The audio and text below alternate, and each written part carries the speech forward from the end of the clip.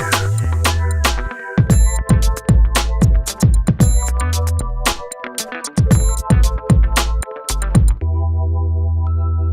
of the trends we're seeing at all the auto shows, especially here at Geneva, is less having to buy a fancy car to get the fancy tech.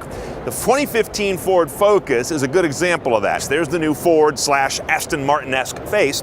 But inside, things get interesting. Notice they've sort of cleaned up and changed the head unit and the area around it. This is part of some learning Ford's had lately, that My Ford Touch can be a little complicated when it's all on screen.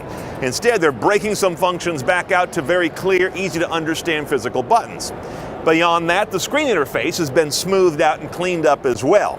And showing all of those improvements, a bigger physical screen. Now the driving technology. Ford was pretty early in having assisted parking, which is not exactly self-parking. You operate the pedals, it operates the wheel. Now you're going to the point where this kind of a car is going to operate the brake and the accelerator and the steering wheel.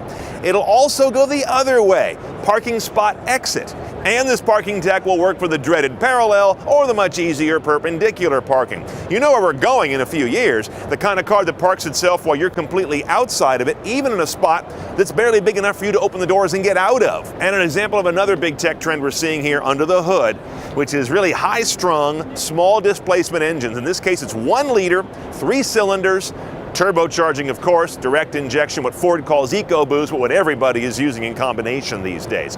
This is a big rush to say you don't need to buy a $40,000, $50,000, $60,000 car to get the latest tech.